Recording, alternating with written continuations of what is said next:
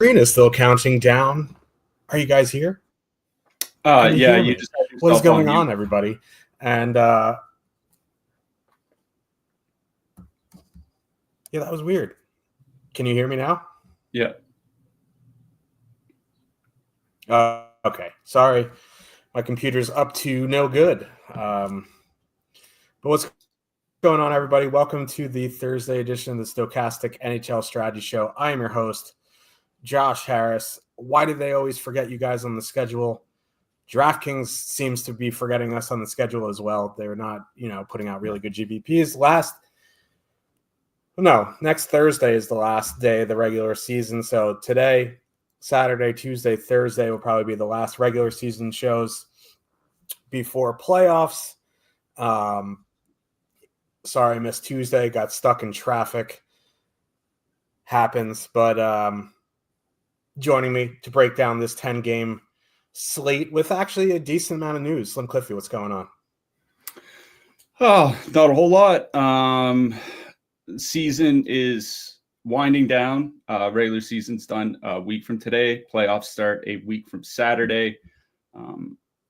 Playoff spots are basically wrapped up. At this point, Montreal has the 8-point lead on Detroit and 8-point lead on the Islanders, Blue Jackets, and Rangers. Depending what happens tonight, I think Montreal can wrap up the final playoff spot in the East, depending how tonight goes, or come very close to it. West, it's kind of the same thing. Calgary is 5 points back at the last playoff spot, and they only have 4 games left. Even if they win out, it's pretty dicey. So things are pretty much set. Teams are just playing for playoff seeding, hoping not to get injured. Players are playing for jobs next year, especially from the non-playoff teams. So still a lot of interest. There is a lot of news on this slate. There's basically an important scratch or lineup change or injury or something in virtually every game here tonight. So we'll definitely take our time going through them one by one because it certainly has an impact on how we look at the slate. Yeah, the important scratch for the Rangers, Gabriel Perreault, healthy scratch yesterday. Don't want to talk about it. Don't even know I brought it up, but I did. Well, let's get into this slate since there are 10 games before you do. There is a lot of DFS sports going on right now, and if you do want to join, you can click that link in the chat. Use promo code Stochastic15. That'll get you 15% off your first week or month of any subscription. Good UFC pay-per-view this weekend. Obviously, there's Masters going on now. PGA ramping up. Obviously, baseball. Good time to get a deal on your DFS subscription. So appreciate your guys' support, and let's get into the slate. First game of the night. What a lovely game to start. Probably the best game on the slate. And by best, I mean absolute worst. Chicago Blackhawks with a 2.6 total heading into Boston. The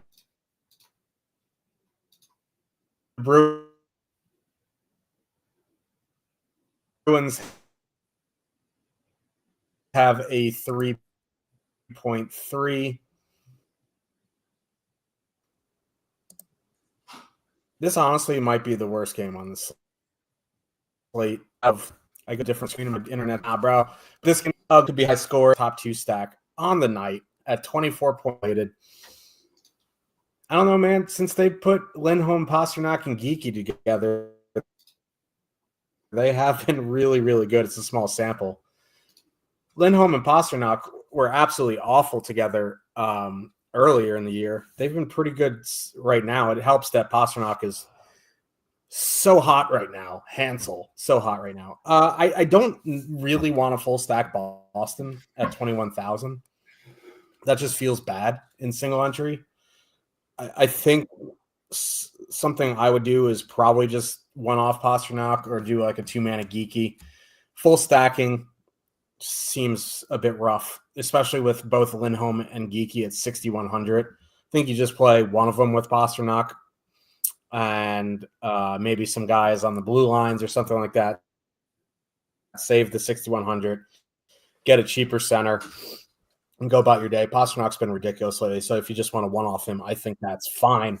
This is one of the best 5-on-5 matchups in the league on the slate, in your car, on the road. It doesn't matter. It's a great 5-on-5 spot. It's a pretty good power play spot, too. Not that the Boston power play is anything to write home about, but if I'm doing anything at all with Boston, this won't come as a shock. I am absolutely anchoring Pasternak into the lineup and building him around him. Fine with the one-off, fine with the two-man, fine with the full stack. I'm probably not going to full stack in single entry. I'd be more likely to one-off and maybe two-man than full stack. But that's really the only line of interest. I don't really have interest in the second line. Don't really have interest in the bottom six. On the Chicago side, like, Boston sucks, but these Chicago lines are just awful. Like, Chicago's a terrible team.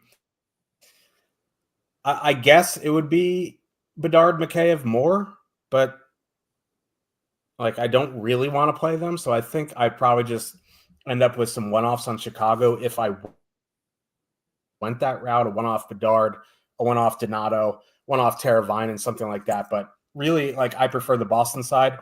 Ideally, I wish this game wasn't on the slate.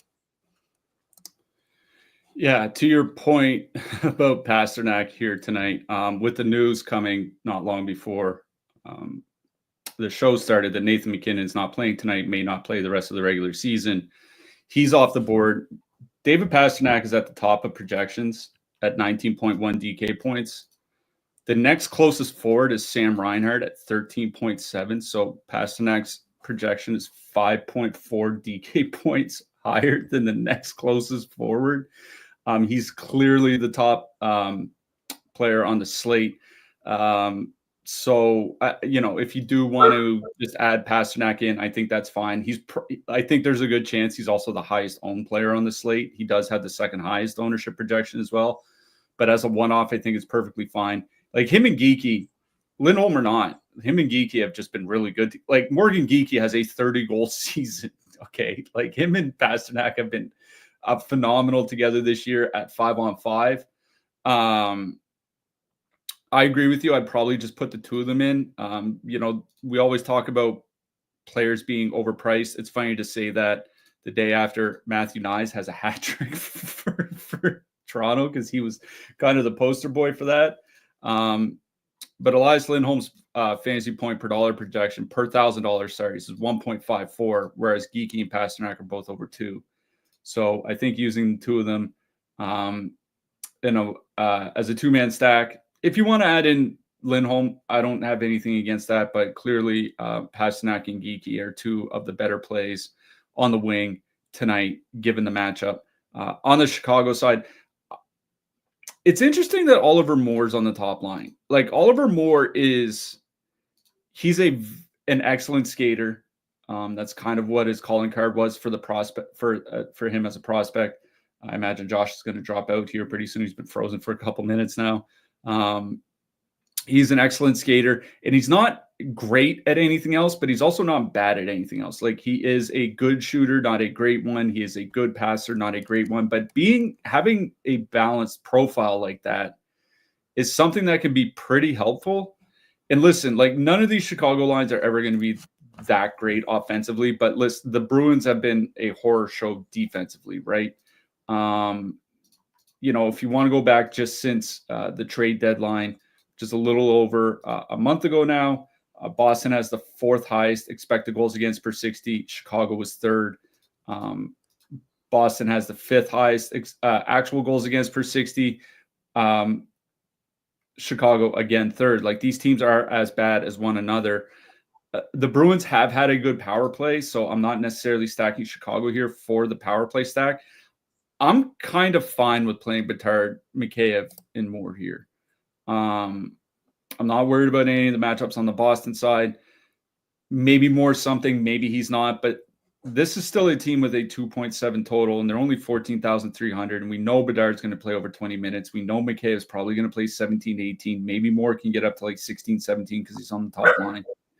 I have some interest in Chicago one year just because they are so cheap. There are expensive defensemen that I might probably want to get into my lineup tonight, at least one. So I do have interest in Chicago one here, but obviously the Boston top line is the best line in this game. Yeah. Before we move on, just not going to access my run sheet because it seems to be tanking my computer. So I am not going to be reading the totals. I apologize. We also have a super chat from the Hypnotoad. He says, Lumbus, my man, thanks for everything this season. Thank you for your support. You've been in Discord all season. Truly appreciate you supporting us and you grinding it out in the low stakes. Hopefully we continue it through the playoffs.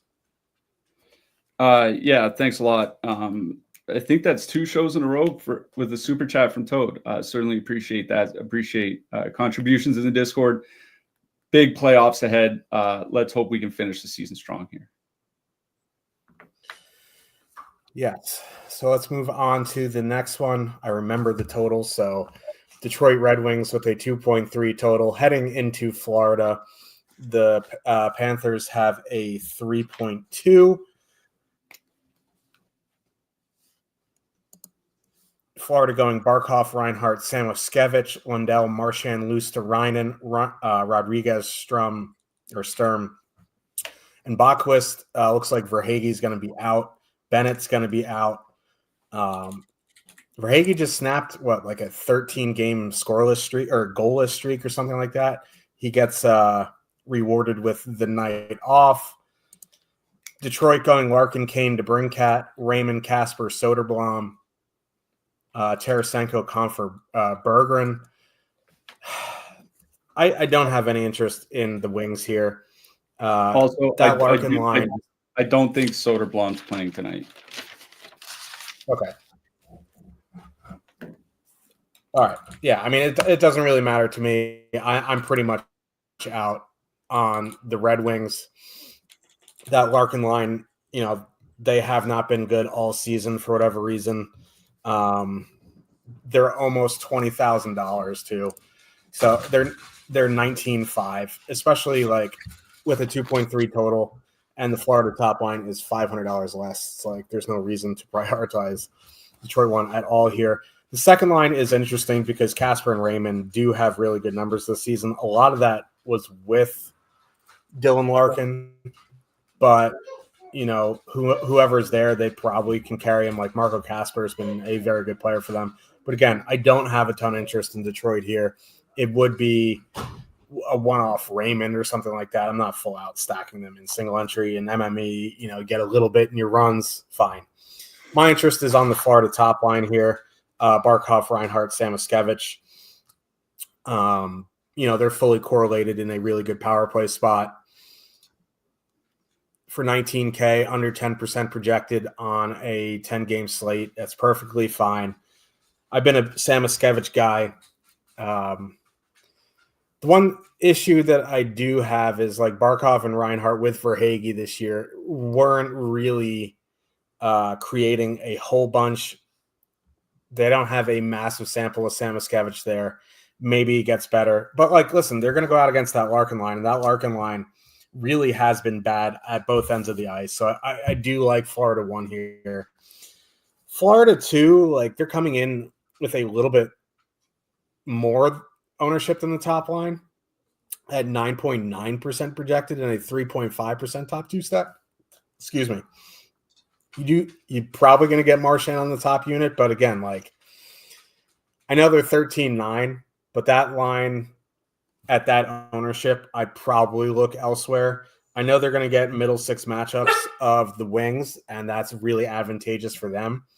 But at 10%, I'd rather just build around Florida 1 instead of, using Florida 2 as a filler. So Florida 1 for me. I guess Florida 2 is fine if you want to use them as a filler. I don't really like them, but really the only line in this game for me is Florida 1. Yeah. The only line I have any interest in is Florida 1. It's a brutal matchup for the Detroit top line. I'm not dipping down to the Detroit second line on the road in Florida, which is just a terrible matchup. So for me, it's Florida 1 or bust. The reason why I don't mind the Florida top line here, like we've talked a lot about how they've struggled to score with Carter Verhaeghe, and they have 1.9 goals per 60 at 5-on-5 with Verhaeghe on the top line. With literally anybody else, it's 2.7. So, the goal scoring goes up 40% roughly. It's still not great, but it's a lot better. And with Sam Miskevich there on the top line now, this is a perfectly correlated top line. And Detroit's penalty kill is awful.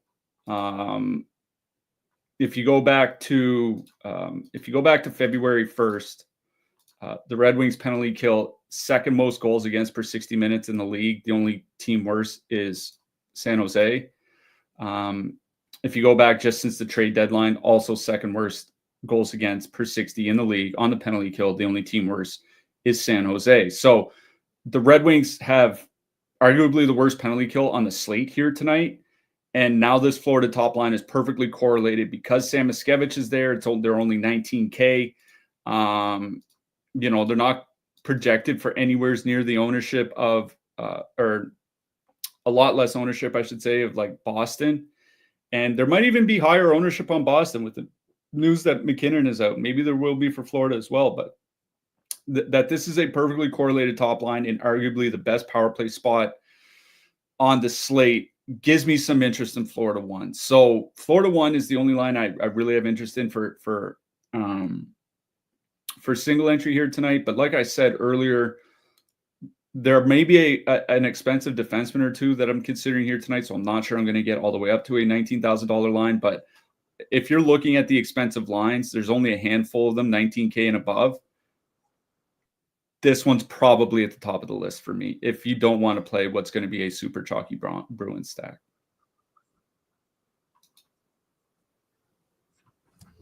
Yep. The Buffalo Sabres are going on the road, and they're going to face our Columbus Blue Jackets, who probably are going to be eliminated. You have to wonder what their season would have been like if Monahan didn't get hurt. But, if my grandmother had wheels, she would have been a bike. Columbus going Boone Jenner, Marchenko, Monahan, Fantilli, Johnson, James Van Riemsdyk, Voronkov, Sillinger, Olivier. Buffalo going Thompson, Benson, Kulik, Tuck, Zucker, Krebs, Peterka, Quinn, McLeod. I do have interest in Columbus 1 here. That's not really a surprise. Monahan and Marchenko have excellent numbers this season. And whether it's Jenner, whether it's Johnson,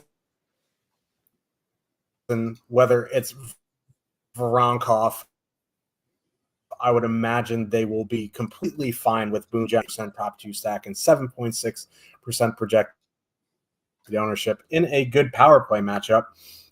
So I do have interest in Columbus here. Buffalo is not a good defensive team. None of their lines as currently constituted are worth a damn defensively. They've had issues in net. They've had issues at 5-on-5. They've had issues on the penalty kill. So I do like Columbus 1 here a fair bit at 18,200. Going down the lineup, I don't have a ton of interest in Fantilli, Johnson, James Van Riemsdyk. If you want to one-off Kent Johnson or add him into a stack to make the top line a little bit less expensive because he's on the top power play, I think that is fine. If you want to go down to like a two-man of Sillinger, Voronkov, or Sillinger, Olivier for a cheap two-man and facing, on the Columbus side, on the Buffalo side, like I don't love Buffalo 1 here, but they are only 16,600, and they're coming in with only 4.1% projected. Tage Thompson has an outside shot of a 50-goal season, yet Buffalo still is complaining about him for some reason. I don't mind a one-off Thompson here, a two-man with Kulik. They've had really good numbers this season. it's a good power play matchup. So I guess you could do something like Thompson, Paterka, 2-man, or if you want to leave off Krebs and add in Thompson or something, do like a Thompson, Tuck, Zucker. But really, I think what I would focus on is Buffalo 1 or just one off in Thompson. Yeah, generally speaking, I do have more interest in the Columbus side than the Buffalo side, just because that top line has been so good. I was looking at Monahan and Marchenko without Fantilli and Voronkov, two of the guys that they've played a lot with on the top line. So like without Fantilli and Voronkov, they're still at 3.3 expected goals, 3.4 actual goals per 60. With Jenner there, I don't know why that would, be any different really. That line is perfectly correlated on the power play. They're a little bit cheaper than the Florida line that we just talked about. They're not as expensive as Boston or whatever. They still have a double-digit top 2 stack. The Buffalo penalty kill is pretty bad. Certainly not, like San Jose, Detroit bad, but still bad. And we know that the Columbus power play has been good since Monahan came back. It's been good basically anytime he's been in the lineup. So I do have a fair bit of interest in Columbus 1, mainly because they're a cheaper, lower-owned pivot away from Florida.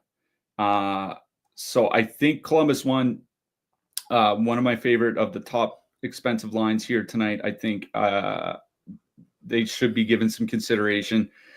If you want to just power play stack them, I think that's in play. They are, Werenski is expensive at 8,100. Kent Johnson is expensive at 5,500. You might have to leave Werenski off or something like that, but this is a good power play spot for Columbus. They have a 3.5 total. It's one of the bigger totals on the night. So I think there should be a lot of interest in Columbus 1 here. The second and third lines, I think are a pass for me. I don't know why. I'm a fan of James Van Riemsdyk. I think you probably won't find somebody that's defended him more than me over the last 2 years that he should be an NHL regular. He shouldn't be on this second line while you have Voronkov on the third line. You're just it's not even close. So out on Columbus 2, if you want a one-off Fantilli or something like that, I think that's okay. But for me, it's Columbus 1. On the Buffalo side, the only thing I have interest in is that top line. The second and third lines, the second line has been fine offensively, and they've been fine offensively because they're shooting 25%. They're just not going to keep shooting. They won't even keep shooting half that. The third line is fairly bad. You do get Zucker and Tuck on the power play, so maybe you want to go in that direction. But for me, it would be Buffalo 1. I'm going to be honest. I'd rather just pay the extra $1,600 and go play Columbus. Now, the Buffalo top line is currently constituted with Benson and Kulich. Has been good. 67 shot attempts, 3 expected goals per 60. I'd be more inclined to one-off Tage Thompson than I would be to stack the line, though. So I think for me, if I'm stacking anything out of this game, it's the Columbus top line.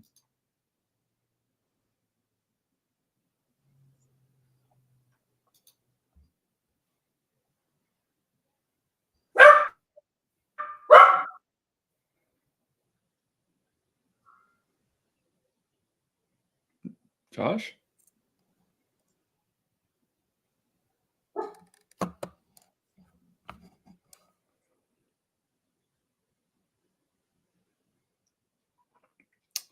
Well, surprised it took as long as it did, but Josh had to drop out.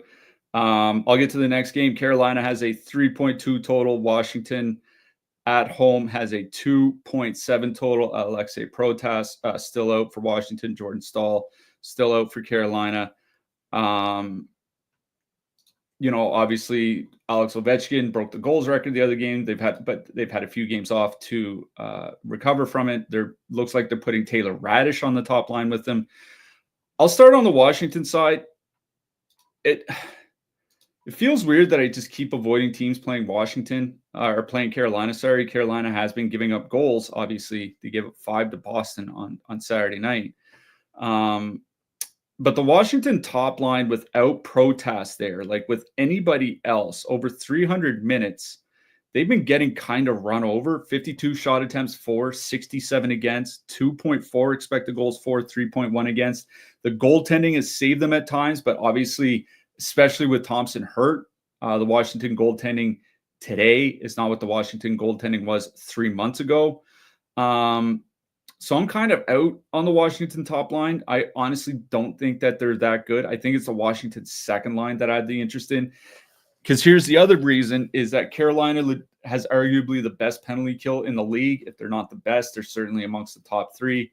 If you go back just since the trade deadline, lowest goals against per 60 on the penalty kill. If you go back 25 games, they're top 10, they're top 5 in the league. So it's a bad power play spot for Washington. I'm not super concerned about power play correlation. So for me, it's Washington 2. Wilson, Dubois, and McMichael. 100 minutes since the Four Nations break, 64 shot attempts, 2.6 expected goals, 4.8 actual goals per 60. They might have to get used in a shutdown role. So maybe that means going out against the Aho line, and the Aho line has been pretty good defensively, but it might give them some more minutes as well. The only interest I have here tonight on the Washington side is Washington 2, but even that interest is kind of modest. Carolina, it's funny that Toad, see Josh is back. Hey, Josh. Hey. I was just getting to Carolina. I was just getting to the Hurricanes. I was mentioning that Hypnotoad kind of put them on a shit list. The top line's still been really good. 81 shot attempts, 3.8 expected goals, 3.6 actual goals. They're perfectly correlated. The Washington power play's been getting worse. That's something that's the first half of the season, their power play was the penalty kill was one of the best in the league. Since the trade deadline, goals against per 60 on the penalty kill is 23rd in the NHL. If you go back even further, if you go back over the last 25 games, they're 25th in the NHL. We're talking like Pittsburgh, Anaheim, Toronto territory. This is a good power play matchup all of a sudden for the Carolina top line. The goaltending's been really shaky, especially without Thompson. You're getting a good savings on them. They're down to 17,700. This is now a mid-price line. This is not a 20K line or something. I think my favorite line in this game is honestly Carolina 1. If you want to go to one of the Carolina depth lines, Svechnikov, Martinook, Stahls, 10,300. Like if you're playing an expensive stack like Florida or something like that, I think that's fine. But for me, it's Carolina 1, Washington 2 is where my interest is in this game. Yeah, Carolina 1's my favorite line in this game. It's just like it's kind of hard to put it in perspective, like how Washington's going to react after Ovechkin scored the game, or he had that record-breaking goal. Feels like this is a letdown spot, but like you don't really know. You know what I mean? They don't have much to play for in the regular season anymore. That Carolina top line has been really good. If people want to put them on the shit list, that's fine. As I say, more shit for me. Just pile it in. I do like Carolina 1 here. I'm not so high on Washington. I kind of agree with you. If I was going to play Washington, it would be Washington 2. But I don't have a ton of interest here. It just feels like they were trying to get Ovechkin the record. He got it. Now they're just like, okay, now we need to get ready for the playoffs. So it feels like a letdown spot for them. But, I could be completely wrong. It happens. Let's get to the next one. And sorry about my internet there. I think StreamYard kicked me out. And it's better now. Put me in timeout, gave me some sweet chin music, and brought me back. Let's talk about the New York Rangers heading into Long Island. What a game to face the Islanders. Both these teams are pretty much eliminated from playoffs. The Rangers gave up 8 goals to the Flyers last night. Nick Seeler had like 37 DK points. Tyson Forster had a hat trick. Not sure why Lavalette still has a job, but I'm not here to talk about that. I am not in the Rangers management. The Rangers look like they're extremely disinterested team right now. We don't know what the line, Panarin, I know, left the game, came back. I really don't have a ton of interest in the Rangers here. Back to back on the road, they have nothing to play for. So I'm out on the Rangers. The Islanders, like chalk Islanders. Like I don't want to play chalk Islanders, but the Rangers look so disinterested in playing hockey right now that I think you have to consider Horvat, Palmieri, Lee. They're 17-5. They're fully correlated. There's no resistance coming back from any of the Rangers lines. So, like, am I going to play chalk Islanders here tonight? No, it's not something I do. But this is a really good spot for them, and they're only 17-5. I just can't play chalk Islanders. It's just something that could be a bad bias in the long run or whatever. It's just not something I do. If you want to play them, it would be that top line. I know Cliffy got there the other night with their second line. I think you can use them as a filler if you want. There's way less ownership on them. 2.8% projected ownership at 12,100. I think, if you want to use them as a filler line, I'd be much more likely to get to the second line than the top line, even though I think the top line's in a much better spot. It's just Chalk Islanders does dirty things to my mind. I do have some interest in the Rangers here tonight. Like I get what you're saying, that they do seem moderately disinterested. Here's the thing: is like them and the Islanders basically have just as much to play for here tonight. Both teams are at 79 points. Both teams basically need a win to stay alive for any hope of the playoffs. And there's no Ilya Sorokin tonight. He's out of the lineup. Marcus Hogberg is going to be starting. If you go back to Christmas, the goalie with the most goals saved above expected is Darcy Kemper. Second is Andrei Vasilevsky. Third is Ilya Sorokin. He's been a big reason, the biggest reason why the Islanders are even anywhere close, potentially close to a playoff spot. Marcus Hogberg is not that guy. I do think this is now all of a sudden a pretty good spot for the Rangers. The question is, where do you want to go? I would probably, it's funny, the Rangers power play has been awful for a couple months now. But it is a good power play spot for them. The Islanders penalty kill, while it's been better, it's basically been all driven by save percentage. They're last in the league by shots against per minute on the penalty kill going back to February 1st. It's just been Sorokin saving them, and he's not there tonight to save them. So whether you want to go to the Panarin line or whether you want to go to the Miller-Zibanejad line, both lines have two guys on the power play. I would probably go to Miller-Zibanejad-Cooley, honestly.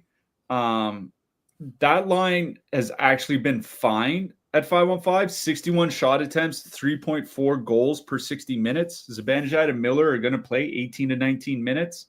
Not super worried about any of the matchups on the Islander side. So they're priced at 16,500. So they're one of those mid-price lines you can play tonight that if you want to get in one of the expensive defensemen. So I have some interest in Rangers too here. If you want to go up to the Rangers top line, okay. I'm not so high on Lafreniere right now with the way that he's been playing. The Rangers in general have been playing. I honestly think the Miller-Zibanejad-Cooley line is their best line right now. So it's Rangers 2 for me. I did get there on Tuesday night with Siplikov, Holmstrom, Pajot. Pajot 3-point game. Simon Holmstrom 2 goals, 2 assists. It was something else. I'll bring up the lineup real quick. There it is. Pajot, Holmstrom, Siplikov, and then I had Suzuki, Caulfield, Slavkovsky, Quinn Hughes, Alex Carrier, Joseph Woll, 1 save away from the save bonus. Anyways, kind of funny. Thank you to the Islanders. I think both top lines for the Islanders are very much in play here tonight. If you want to go to Horvat, Palmieri, and Lee, I think that's fine. They're at 2.8 expected goals, 3.2 actual goals per 60, nearly 80 minutes together. Here's the thing, is that Siplikov, Holmstrom, Pajot, it's not like I just played them off a whim. It's that they've been legitimately good together. If you look just at Holmstrom and Siplikov, they played 125 minutes together. 75 shot attempts, 3.9 expected goals, 4.9 actual goals per 60 at 5-on-5. They've just been tremendous at 5-on-5, and the Rangers defense is what it is. I do think Siplikov, Holmstrom, and Pajot perfectly fine as a filler tonight. I like the top line is fine to play, but if I'm going to pay $17,500 for a line, like Carolina's top line is only $200 more expensive. Like the Rangers line that I just talked about is cheaper. It's only what, $1,500 to go pay up for Florida. So I think there are just other lines in that price range I'd rather play. The fact that Islanders second line is basically a filler is what drawing me there. So for me, it goes Rangers 2, Islanders 2, though there are, I think, 4 lines that are playable here. Yep. Winnipeg Jets Winnipeg Jets heading into Dallas to face the Stars here. Winnipeg going Connor, Scheifele, Iafallo, Perfidi, Niederreiter, Nemestikov. Although they ran line rushes this morning, Nemestikov, Perfidi, Ehlers, and then Lowry, Niederreiter, Appleton. They said Ehlers is a game time decision, but the fact that he took line rushes in morning skate would lead me to believe he's going to be in tonight. Well, that happened. But that's just me. No, I think Dallas going Robertson, Ranton, and Hintz. That happened on Tuesday night, where he was at morning skate on the second line on the top power play unit and then didn't play. So that's the concern about tonight. Oh, okay. Yeah. I missed most of Tuesday, but just jammed in the lineup with top stacks, so I didn't know that. But yeah, that's good information there from Cliffy. So just be aware if you do want to play Winnipeg, that Ehlers decision. Dallas going Robertson, Ranton, and Hintz, Duchesne, Granlund, Marchment, Johnston, Ben, Bork. There is 10% ownership on Winnipeg 1 here. And you could do whatever you want with Iafallo. He's not someone that I'm going to play, especially at 4,100. I don't mind a Kyle Connor one-off here. If Ehlers is in, a Nikolai Ehlers one-off, a Perfidi one-off, something like that. I don't know if I'd full stack Winnipeg 1 at double-digit ownership with Iafallo. I know Dallas has been really, really bad, and their penalty kill has been really, really bad. I think what you could do if Ehlers is in, and you're going to have to wait and see, and that's the unfortunate thing, is leave Iafallo off and add in Nikolai Ehlers. Because if he's out, the power play already struggles without Gabriel Velarde. But if Ehlers is out as well, like the power play just isn't going to be great. Ehlers gives it a shot. So that's probably what I would do. It would make it 18-3. But again, you're going to have to wait and see. On the Dallas side, it's nice to see Dallas 1's price coming down. Mikko Rantanen's only 6,300 now. 18,700 is still a little bit out of my price range here tonight. It's a pretty tough matchup. They just, they've been fine together. The power play's been fine. But for me, if I'm going to go to Dallas, I'm going to go to that second line of Duchesne, Granlund, Marchment at 14K. They're fully correlated on the second unit. They've been pretty good together this season. I'll save the 4,700 and go there. So it would be some sort of Winnipeg power play stack if Ehlers is in, and Dallas too. But if I'm being honest, I don't particularly love this game for single entry.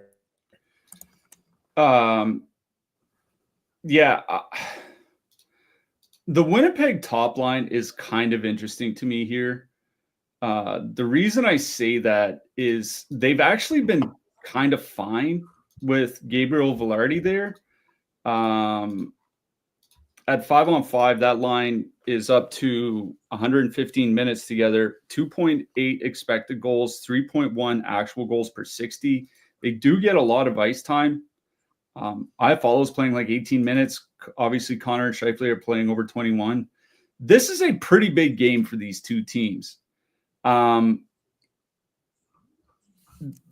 Winnipeg's first in the division. Dallas is second. Dallas is behind them by 4 points. A regulation win would put them behind by 2 points. Whoever doesn't win the division plays Colorado in the first round. So, like, and whoever does win the division is going to play probably Minnesota. So, like, there's a little bit of there is a little bit to play for here. I went over on Tuesday how bad Dallas has been defensively at 5-on-5 since Heiskanen went down. Like, without Heiskanen and Lundqvist, this is a legitimately bad 5-on-5 team defensively. Offensively, they're still great. Defensively, they're a mess. So Winnipeg 1 is priced pretty reasonably at 17,200. They get a lot of minutes. They're perfectly correlated. Again, you're right. The power play's been worse without Velarde, but perfectly correlated top power plays better than nothing. At 17,200, I do think they're in consideration. Just because of the ice time, because Dallas has been so bad defensively, because of the perfect correlation, because they've actually been good. I think Winnipeg 1 is one of those mid-price lines that deserves consideration. I don't have a ton of interest in Dallas. If I were to play anything, it'd be Dallas 2. The thing is Dallas's top power play's actually been kind of shit with Rantanen. I was looking at the numbers earlier today. With Rantanen there, their shots per minute are down like 25%. Their goals per minute are down like 50%, 55%. They've been legitimately bad. And because of that, the Dallas second power play unit is getting more ice time. The Dallas second power play unit is now getting like 40% of the power play time. And Duchesne, Granlund, and Marchment have been good at 5-on-5. So at 14K, like, I think if you're an MME, they're a line like, if I'm playing, 50 lineups, let's say, maybe I have a couple of Dallas 2. Single entry, I think I'm out. I think single entry, the only line I really have interest in is Winnipeg 1.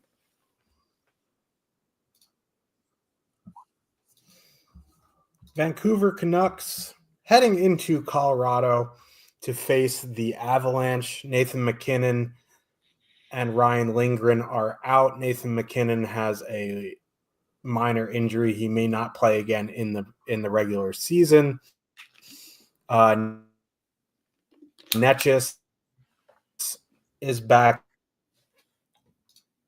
in. The thing is, we just don't know the lines without buffer again. There we go.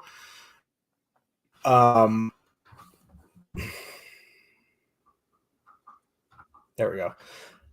Yeah, so Nets doesn't have any clue what the lines are going to be. I would imagine, obviously, Brock Nelson moves up, but, Vancouver's been fine defensively.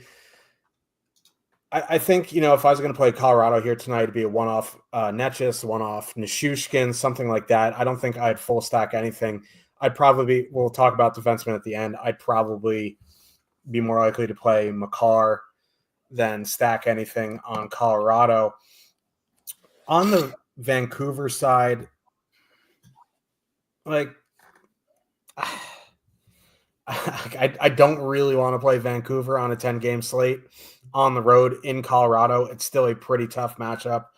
A one-off Connor Garland, a one-off Brock Besser, something like that.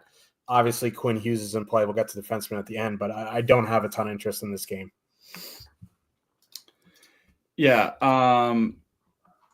We don't know what the lines are going to be. I feel pretty confident saying at the least the top line is going to be Brock Nelson and Martin Necas. It's just a matter of whether it's Lehkonen or Nichushkin on the other side.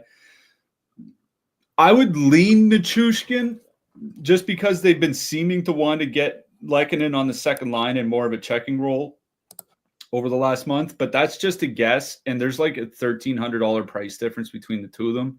So if it is Lehkonen, and then you have to drop down, you're leaving $1,300 on the table. If you go with Lehkonen and it's actually Nichushkin, then you can't swap. So I think just going with a Nelson Natchez 2-man is pretty safe. And Nelson and Natchez, they've been good, but not great offensively. 2.5 expected goals, 2.8 actual goals per 60. I imagine they get quite a bit of ice time. Like, you take Nathan McKinnon out, you're taking out a guy that plays 23 minutes a game. So, like, Nelson's probably going to have to play 20, 21 minutes. I think they're fine, but, you know, considering Brock Nelson at 5,900, Martin Necas at 16,500, and then if you add in Nichushkin, all of a sudden, you know, you're over 19K, and we have no idea if that's actually going to be the line. You know, at that point, I'll just go play like, you know, Carolina or Florida or something like that instead. So I think like a Charlie Coyle one-off is perfectly fine. He's almost certainly going to be the second line center on the top power play, possibly, though he might have just lost it with Natchez back. He's only 3,600.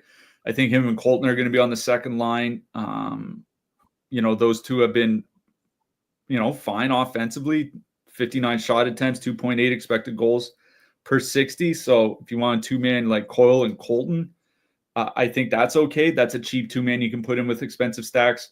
I just don't think I'm going to be like 3-man or power play stacking anything from Colorado here tonight.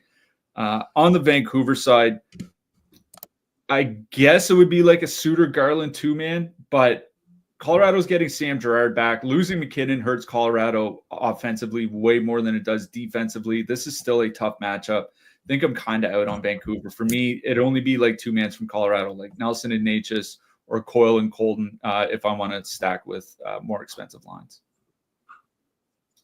Yep. The Nashville Predators. What a team. Great team, many are saying.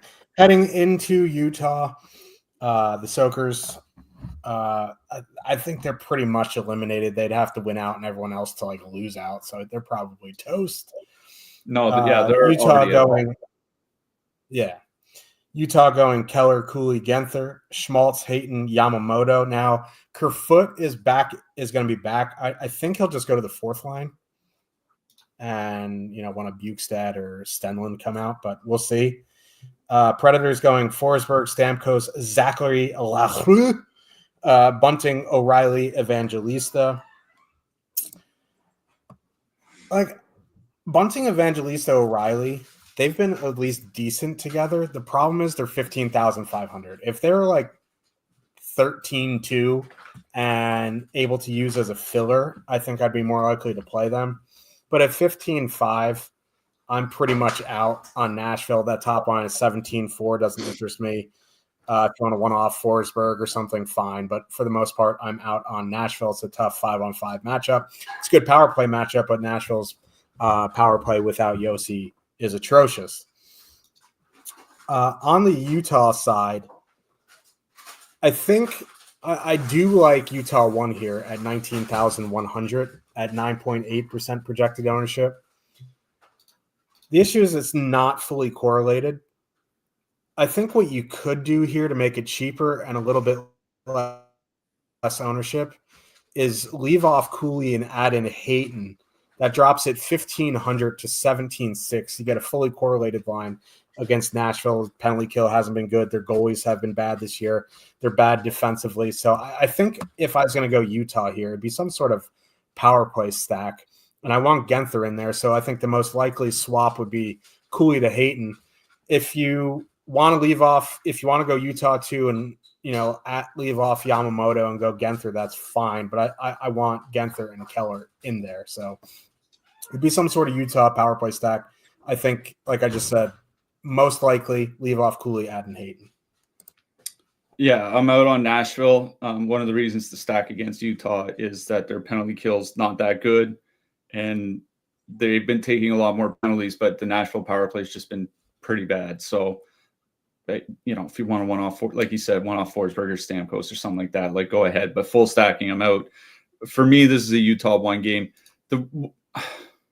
One of the reasons I'm not super keen on Utah, though, is ice time. It's kind of the problem that we mentioned over and over with Dallas, even though that's getting a little bit better. Utah doesn't have a single player over their last 5 games averaging 18 minutes a game. It's not a lot of ice time. Clayton Keller's at the top at 17. I think it's like 17:30 something. It's just not a lot of ice time. And at 19,100, I want guys that are going to play more than 17 minutes. And the thing is, it's not just a function of, that huge blowout game against Seattle or something. Like, they had a relatively close game against Winnipeg where Keller played under 19 minutes. They had a close game against Calgary like a week ago where Keller played like 17 and a half. They're not getting a ton of ice time. They're spreading it out. So like at 19,100, like they're okay. They've definitely been good at 5-on-5, not elite, but good. 2.9 expected goals, 3.1 actual goals per 60. But if I'm paying 19,100, like, Florida's right there at 19K. Columbus is a little bit cheaper at 18,200. There may be a line at the end of the game at the end of the show that we might want to play at 17,900 in Los Angeles. Carolina is like $1,500, $1,400 cheaper. So like, I just think there are other spots I'd rather go to. For me, I think my interest in Utah is more on the blue line than on the forwards. Agreed. Seattle Kraken heading into Vegas to face the Golden Knights. Looks like Eichel, Pietrangelo, and Olofsson are going to be out, but it looks like Tomas Hertl is going to be in. Line rushes were Barbashev, Howden, Stone, Hertl, Saad, Dorofeyev, Holtz, Carlson, Smith. Seattle is going Tolvanen, Beniers, Kakko, Schwartz, Stevenson, Eberle, McCann, Wright, Burakovsky. Seattle going Beniers, Schwartz, Kakko, McCann, Burakovsky, Cartier, Wright, Tolvanen, Esamont. I'm pretty much out on Seattle here. I don't have a ton of interest in them. A one-off here and there, like a one-off McCann, one-off Burakovsky, one-off Jaden Schwartz is fine, but I'm not stacking anything on the Seattle side. For me, it's a Vegas game, and I'm going, I would imagine Hertl goes right back to the top power play. Now, I do have concerns for the power play without Eichel, but that line of Hertl, Dorofeyev, and Saad before Hertl got hurt was very, very good. That line is 14,800. I would imagine with Eichel out, Hertl's going to play a fair share of minutes here tonight. If you want to go to Howden, Barbashev, Stone, like that's fine. But for me, it's going to be Vegas 2. I think Vegas 3 is fine as well because you do get Carlson on the top power play unit. He plays a lot of minutes. They kind of spread out the ice time when he came back. I would imagine him and Hertl play a fair share and Howden doesn't play a ton, but I'm fine with Vegas 2, Vegas 3. My favorite line in this game is Vegas 2. Yeah, nothing for Seattle for me. On the Vegas side, Vegas 3 is kind of interesting just because with Holtz there, it's a sizable savings off Victor Olofsson. Like it's $1,300 less, right? So all of a sudden they're 12,600. They are basically a filler line. Carlson and Smith have been good together this season since Smith got there. The line with Olofsson was at 3 expected goals, 4.1 actual goals per 60. Like I do think they're a filler to consider. My favorite line is easily the Hertl, Dorofeyev, Saad line. They played 125 minutes after Brandon Saad got there from St. Louis. In those 125 minutes of 5-on-5, 77 shot attempts, 3.5 expected goals, 3.7 actual goals per 60. They were phenomenal at 5-on-5. We know how bad Seattle has been. And Hertl and Dorofeyev are both going to be on the top power play unit. And like you said, with Eichel out, Carlson might actually end up with the most minutes of any Vegas player. But I do think that this Hertl, Dorofeyev, Saad line might be the number one line at even strength now. They don't typically give Brett Houghton, all that many minutes. And I don't think a Vegas line with Alex Holtz on it is going to be the most used line here tonight. Like, I genuinely think the Hurdle line is going to finish with the most even strength ice time. And now you've got Dorofeev and Hurl in the top power play unit. They've been great at 5-on-5. It's a great home match being in Seattle. I imagine it comes in somewhat chalky. Because this is such a great spot and the prices are so reasonable. But honestly, that Vegas Hurdle line is legitimately one of my favorite lines on the slate, considering how cheap their price is. Yeah. 14-8. Like we just talked about, O'Reilly, Evangelista, they're 15-5. It's like, it's no brainer there at 14-8. Let's get to the last game here. Anaheim Ducks heading into Los Angeles, a nice 3-hour and 27-minute drive with LA traffic to face the Kings. Kings going Kuzmenko, Kopitar, Kempe, Byfield, Laferriere, Fiala, Fogle, Deneau, Moore. Ducks going Vetrano, Terry Strome, Carlson, Killorn, Gauthier, Colangelo, McTavish, Zegras. Ducks played last night. They won. They beat the Flames in overtime. This is a bit of a tougher matchup. Listen, McTavish and Zegras have been excellent together this season. They've been fine with Colangelo. The problem is, like, this is a brutal matchup. Going into LA is one of the toughest it gets. Back-to-back on the road. I'm probably out on the Ducks here. You want to one-off Gauthier, you want to one-off Zegras, one-off McTavish, something like that. Fine, but I'm out on stacking there. I'm more interested in the Kings here.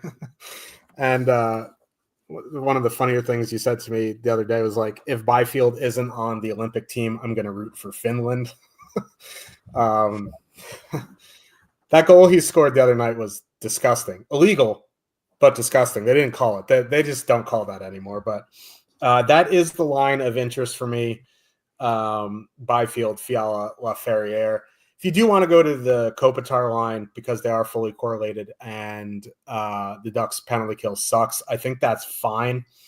I just worry that they don't generate enough at 5-on-5. You're solely relying on a poor-ish power play to get there. So I think I'd be more likely to go to Byfield, Fiala, Laferriere. I also don't mind Deneau, Moore, and Fogle. They've been really, really good all season. There's no matchup concern. So it would probably be LA2, then LA3, then LA1 for me.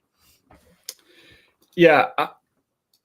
Here's the thing. I would honestly have some modest interest in the Ducks if they were just a little bit cheaper. The problem is like those lines are all between 13-1 and 14-2. Like, they're not true filler status. You can't really put them with like a Boston 1 or something like that. So like if they were like 11-9, like 12-1 or something like that, then I think it would be a consideration. Because, like, listen, that Carlson line, like you talked about the McTavish line, the Carlson line since the Four Nations break, 74 shot attempts, 3.1 expected goals, 4.5 actual goals per 60 at 5-on-5. Like, they've been really, really good at 5-on-5. It's just a terrible matchup against the Kings, and I think they're a little bit overpriced for this matchup. But certainly we'll be keeping the Ducks in mind over the last week of the season because they have been looking, I mean, defensively, they're still pretty horrific, but they have been a lot of fun offensively over the last couple months. So this is a Kings game. Now, the Anaheim penalty kill is really bad. I think that's why I would kind of lean Kings 1 here. Like, the Byfield line is, I think, their best line at 5-on-5. Since the trade deadline, they haven't been scoring that well. It's like Fiala will have a good game, like Byfield will have a good game, Laferriere will chip in here and there, but they don't all smash. The Kings typically aren't a high-scoring team anyway. And, you know, that Kings top line at 17,900, they're riding hot, but they are perfectly correlated. And the Ducks are taking a lot of penalties. They're at 3.4 times shorthanded per game since the trade deadline. It is the most in the league. Over the last 1/3 of the season, their last 27 games, 3.3 times shorthanded per game. It's the second most in the league behind only San Jose. like the Kings might get 3, 4, 5 power plays here tonight. And for that reason alone, I'm in on Kempe, Kuzmenko, Kopitar. But I do think the Kings effectively have 3 playable lines here tonight. Yep. Let's talk about some defensemen here at the top of the board. 2 guys over 8K. You know them very well. Cale Makar, Zach Werenski. I think Cale Makar is an interesting play just because McKinnon's out. If they're going to generate a bunch of offense, could with Mar, struggled a bit since going to Colorado. I'm fine with Makar. I think Werenski for me is number 1. Werenski 1, Makar 2. I think Rasmus Dahlin is in a really good spot as well. Adam Fox is 2. I just don't really want to play some Rangers here tonight outside of like Cooley, who's been their only good forward all season. So for me, it would be Werenski 1, Makar 2, Dahlin 3. After that, like I'm looking in the mid-range, like Harley and down. Yeah, the projections have Makar number 1 over Werenski. I think it's Werenski at 8,100. It's like he's been priced up is kind of the issue. He's 7,600 last game, 75 the game before that. He hasn't been over 8K. I'm just scrolling. He hasn't been over 8K since February 2nd. It's been over 2 months. So him jumping up to 8,100, I think, is what's kind of messing with his projection. But yeah, they're the top 2 plays here tonight. I think I would lean Makar just because, like, without McKinnon, Makar. One of those things is like Makar's typically not had very good offensive numbers without McKinnon on the ice over the years, but he has this season. It's been the one thing that's kind of changed about his game is like he's actually produced well with the second and third lines on the ice. So like if Colorado does kind of fill the net tonight, like Makar's going to have to be a big part of it. So just because of the price jump, I might go Makar first, but it's him and Werenski. Also shut out Quinn Hughes. Like, listen, Colorado is going to be missing some key players. He obviously still plays a ton of minutes, but I think I agree with you. It's Makar and Werenski at the top, and then Dahlin after that for the expensive guys. In the mid-price range, Shea Theodore, like especially with Pietrangelo out, I think Shea Theodore makes a ton of sense. For Florida, I think Seth Jones at 5,600 is a little bit overpriced for me, but it is a great matchup. Mikhail Sergachev for Utah, great home matchup. And especially with John Marino out, I think Sergachev could see us, a reasonable amount of ice time here tonight. I'm not super high on Brant Clark. Like he's projecting well. He did play over 20 minutes in their last game, but he typically hasn't been getting a ton of ice time. I think like, even though it's a bad matchup, Jackson Lacombe is fine. Sean Durzi, especially Devin Taves for Colorado. Like Mason Lowry, I'm not typically super high on Boston, but obviously it's a great matchup against Chicago. For cheaper, like with Connor Murphy out for Chicago, like Alex Vlasic might have to play a ton of minutes here tonight. I think Alex Vlasic at 3,400 makes a lot of sense. Owen Powers in a great matchup for Buffalo. Adam Larson for Seattle is projecting well. So is Vladislav Gavrikov. Braden McNabb, another defenseman to consider for Vegas, especially with Pietrangelo out. For the cheaper guys, there's really not a lot. Jordan Spence, I think, is fine. Carson Soucy is fine. Kevin Korchinski is somebody I'll shout out from Chicago. Again, there's no Murphy. He's out. Wyatt Kaiser is also out due to illness. So, maybe Korchinski can get some extra minutes here. He's 2,600. David Severson, he doesn't get a lot of minutes, but he's under 3K in a great home matchup for Columbus.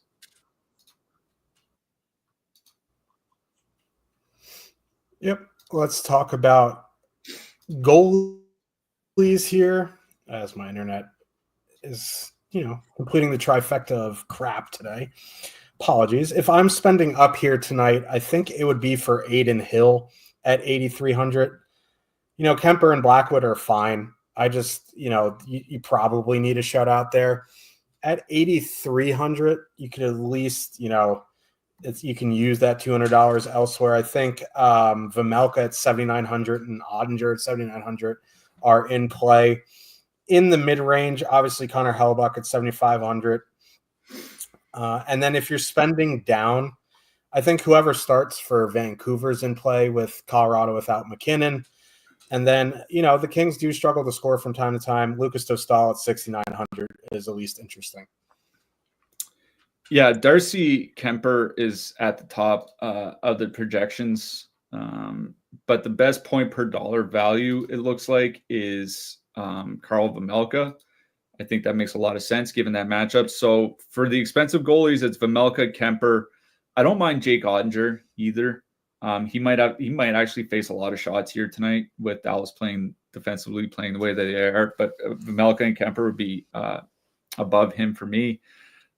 Igor, I mean, is he really going to get lit up by the Islanders?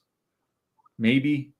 Connor Hellebuyck, 7,500. Listen, it's a pretty bad matchup against Dallas, but anytime Connor Hellebuyck is in the runaway top goaltender in the league this season and potential MVP winner is 7,500 here tonight. So Connor Hellebuyck and Dostal as well. Feels like if Anaheim wins that game tonight, it's because Dostal has a really great game and not because, they pull in Islanders Nashville and it ends up 7-6 or something. So I think if I need a true punt goaltender, it's Dostal. Yep. We will be back on Saturday where hopefully my internet is better.